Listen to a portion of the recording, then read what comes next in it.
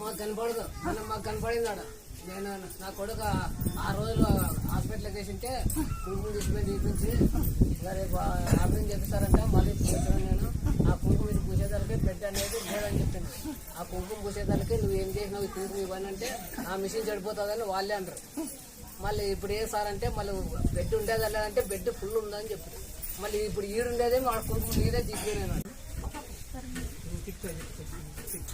నువ్వేం చేస్తావు బొప్పకాయ ఏం చేస్తావు అంటే తను జగరి ఫ్రిడ్జ్లో పెట్టుకో, జగరి పెట్టుకో. తిరిగేటప్పుడు మన బజ్జీ లేకుండా సోడా పడేస్తేనే సలబాగా రాదు. సోడా పడి పలచగా వేయాలి.